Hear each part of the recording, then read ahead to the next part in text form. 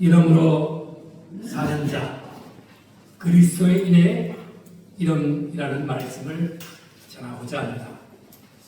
오늘은 복된 어린이 주일이자 부활의 기쁨이 이어지는 부활절 다섯째 주일입니다. 아울러 만물이 소생하고 사랑이 충만한 가정의 달 5월의 첫 주일이기도 합니다. 또한 봄비가 내리는 씨앗과 새싹이 소생하는 날이기도 합니다. 이 거룩한 예배의 자리에 나오신 여러분 모두에게 우리 주 예수 그리스도의 부활의 능력과 하나님의 평강이 가득하시기를 축원합니다.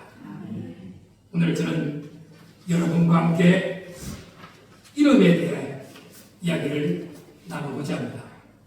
세상에는 수많은 이름이 있습니다. 어떤 이는 성공이라는 이름을 살아가고, 어떤 이는 권력이나 명예라는 이름을 얻기 위해 평생을 바칩니다. 하지만 우리에게 그 무엇보다 고귀하고 찬란한 이름이 부여되었습니다. 바로 그리스도인이라는 이름입니다. 이 이름은 본래 수리아 안디옥에서 처음 불리기 시작했습니다. 세상 사람들이 보기에 믿는 자들의 삶이 예수와 너무나 닮았기에 저들은 그리스도께 속한 자들이다라고 부르는 것이 시작이었습니다. 그리스도인이라는 이름은 단순한 종교적 레벨이 아닙니다. 그것은 십자가를 지신 예수님의 이름이요, 그 이름은 고난 속에서 빚어지는 소망의 비밀을 깨닫는 이름입니다. 부활의 생명을 소유한 자의 이름이며 하나님의 통치 아래 있는 자녀의 권세를 뜻합니다. 세상은 고난을 실패라고 말하지만 하나님은 고난을 영광의 통로라고 말씀하십니다. 우리가 삶에서 마주하는 시험은 우리를 무너뜨리는 유혹이 아닙니다. 그것은 하나님의 은혜의 보좌 앞에서 더 가까이 이르시는 초대장이라는 것입니다. 그래서 16절 말씀 읽겠습니다. 만일 그리스도인으로 고난을 받으면 부끄러워하지 말고 도리어 그 이름으로 하나님께 영광을 돌리라. 우리는 예수 그리스도의 이름으로 사는 사람들입니다. 사람들은 고난을 부끄럽게 여깁니다. 실패를 숨기고 고통을 감추려 합니다. 많은 사람이 고난을 부끄러워합니다. 사업이 실패하거나 몸이 아프거나 자녀가 뜻대로 되지 않으면 내가 무엇을 잘못해서 이런 거를 받나 하며 얼굴을 붉힙니다. 그러나 성경의 논리는 다릅니다. 세상은 고난을 실패라고 말하고 부끄러움이라 취급하지만 하나님께서는 그 고난이 오히려 하나님께 영광을 돌리는 통로가 된다고 선포하신다. 고난은 부끄러움이 아니라 하나님의 영광이 드러나는 자리입니다. 그 고난이 죄 때문이 아니라 그리스도 이름 때문이라면 그것은 이미 십자가와 연결된 고난이기 때문입니다. 예수님을 보십시오. 그분은 온 인류의 구원자이시지만 세상으로부터 조롱받고 버림받고 가장 처참한 십자가에 달리셨습니다. 세상은 그것을 실패라 불렀고 저주라 불렀습니다. 그러나 하나님은 그 십자가를 승리라 부르셨고 구원의 영광이라 부르셨습니다. 우리가 그리스도인이라는 이름 때문에 겪는 크고 작은 환난은 우리가 지금 예수님과 같은 길을 걷고 있다는 가장 확실한 영적 훈장입니다. 그래서 이사야서 29장 22절 부터 23절까지 읽겠습니다.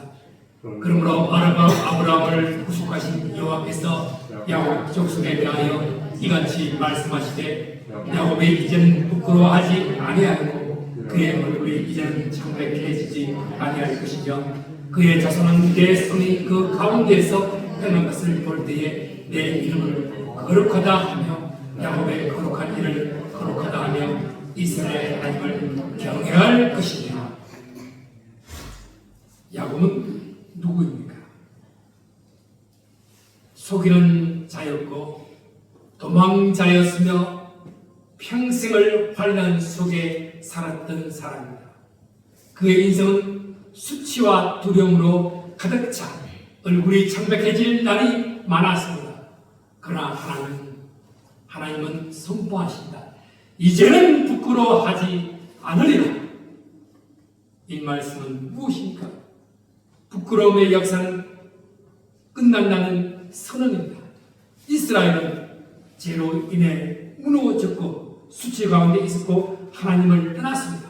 그러나 하나님은 그들을 다시 회복시키십니다. 하나님께서는 당신의 손으로 지으신 자녀들이 거룩함을 회복하고 이스라엘 하나님을 경외하게 될 날을 약속하셨습니다. 그 결과는 무엇입니까? 하나님을 거룩히 여기게 된다. 하나님을 경외하게 된다.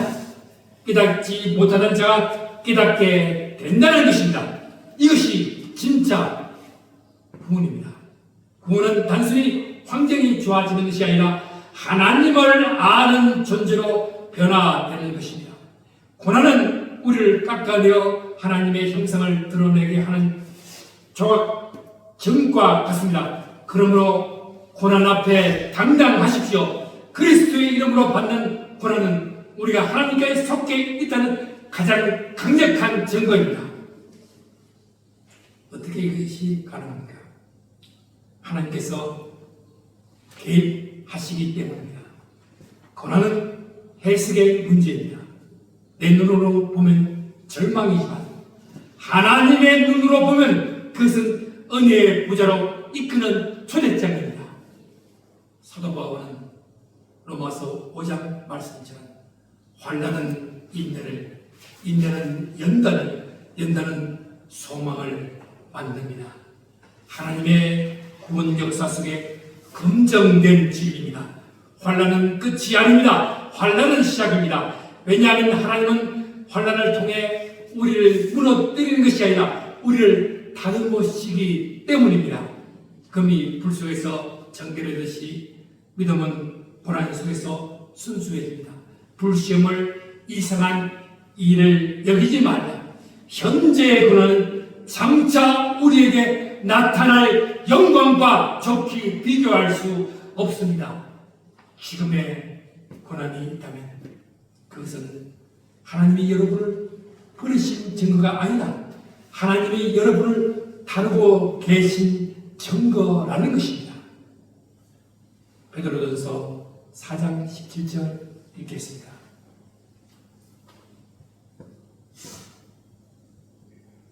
하나님의 집에서 심판을 시작할 때가 되었네.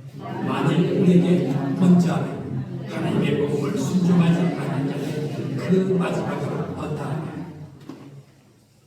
본문은 우리에게 매우 엄중한 영적 긴장감을 줍니다. 하나님의 집에서 심판을 시작할 때가 되었네. 심판은 이미 시작되었습니다. 우리의 심판을 먼 미래의 일로만 생각합니다. 그러나 성경은 예수 그리스도의 초림으로 이미 심판이 시작되었다고 말합니다. 초림과 재림 사이 우리가 살고 있는 이 성령의 시대는 심판과 구원이 동시에 진행되는 긴장의 시대입니다. 왜 하나님의 집인 교회로부터입니까? 하나님은 먼저 자기 백성을 다루십니다. 이 심판은 우리를 멸망시키는 정죄가 아니라 우리를 거룩하게 하시는 정결의 심판입니다. 금이 불 속에서 불순물을 태워 정금으로 나오듯 하나님의 시련을 통해 그리스도인이라는 이름이 섞인 세상의 찌꺼기를 태웁니다. 그래서 18절 읽겠습니다. 또 의인이 겨우 구원을 받으면 경건하지 아니한 자와 죄인은 어디에 있으며.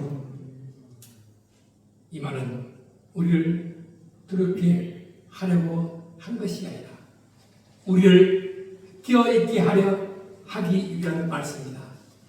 노아의 홍수 때 구원받은 자가 겨우 8명이었고 소돔과 고모라에서 탈출한 롯의 가족이 3명뿐이었음을 기억하시죠.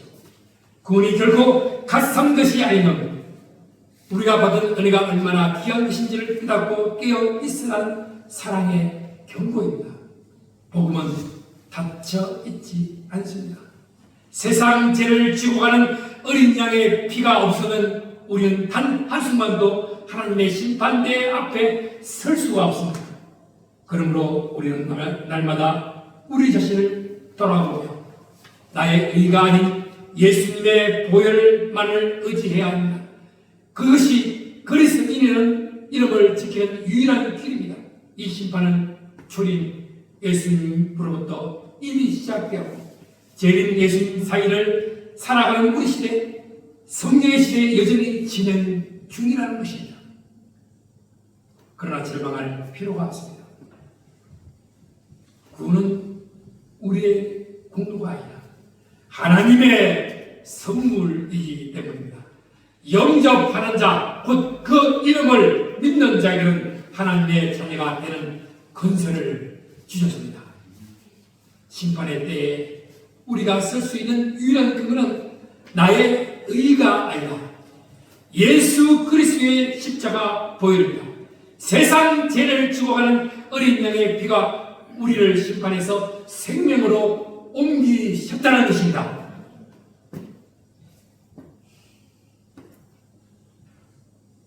가장 놀라운 진리는 그 이름을 부르는 자는 구원을 얻으리라.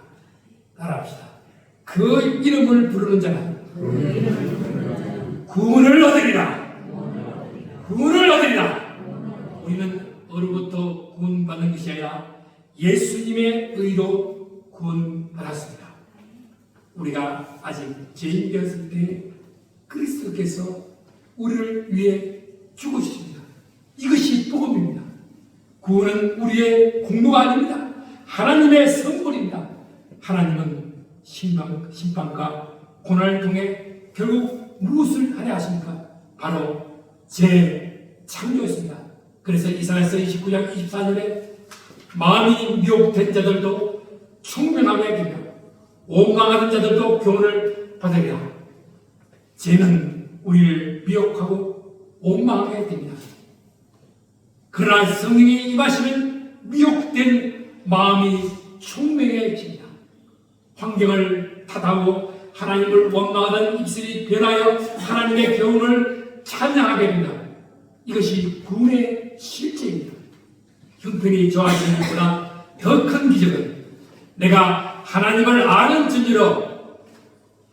아는 존재로 재창조되는 것입니다. 이제 우리는 새로운 비전입니다. 마음이 미혹되는 자들로 총명하게 되며 원망하는 자들로 교훈을 받으라 말씀합니다. 이것이 바로 재창조의 역사입니다. 그래서 19절 말씀 읽겠습니다. 그러므로 하나님의 뜻대로 고난을 받는 자들은 또한 선을 행하는 가운데 그 영혼을 믿으신 창조주께 의탁할지어다. 아멘. 의탁한다는 것은 내 인생의 경영권을 하나님께 반납하는 것입니다. 창세기에서 인간은 하나님의 형상을 잃어버리고 자기 인생의 주인이 되려다 타락했습니다. 창조주께 의탁한다는 것은 다시 창조의 자리로 돌아가는 것입니다. 창세기에서 하나님 자기 형상대로 인간을 창조하셨습니다. 그러나 죄로 인해 그 형상이 깨졌습니다. 그런데 예수님의 십자가를 통해 그 형상이 회복되는 것입니다. 육신의 부모에게 효도함이 마땅하듯이 우리 영혼의 아버지이신 하나님께 우리의 삶 전체를 맡기는 것이 그리스도인의 마땅한 도리입니다. 내 힘으로 제 짐을 지고 고뇌하지 마시고 십자가 안에 그 짐을 내려놓고 의의 자녀로 거듭나십시오. 이것이 재창조입니다. 오늘은 어린이 주일입니다. 우리의 자녀들에게 무엇을 남겨야 합니까? 성공입니까? 학벌입니까? 재산입니까? 아닙니다. 믿음입니다. 자녀들이 고난을 부끄러워하지 않고 하나님께 영광을 돌리는 사람으로 자라야 합니다. 그것이 진짜 유산입니다. 우리는 지금 고난의 시대, 혼란의 시대, 시험의 시대를 살아가고 있습니다. 그러나 동시에 영광의 시대, 성령의 시대, 구원의 시대를 살아내고 있습니다. 혹시 지금 고난 가운데 있습니까? 혹시 버려진 것 같습니까? 혹시 부끄러움 속에 있습니까? 기억하십시오. 하나님은 당신을 버리지 않으셨습니다. 우리 자녀들이 이사야 예언처럼 하나님의 거룩함을 인정하며 자라나기를 소망합니다. 우리가 한 마음과 한 입으로 주 예수 그리스도의 아버지께서 영광을 돌릴 때 세상은 우리를 통해 살아계신 하나님을 보게 될 것입니다. 고난 중에 소망을 잃지 마십시오. 창조주 하나님은 믿으시며 신실하시며 여러분을 끝까지 포기하지 않으십니다. 성경은 우리에게 말씀합니다. 그리스도인이라는 이름의 영광을 물려주라. 나는 그리스도인이다 라고 당당히 고백하며 하나님께 영광 돌리는 사람입니다. 우리는 지금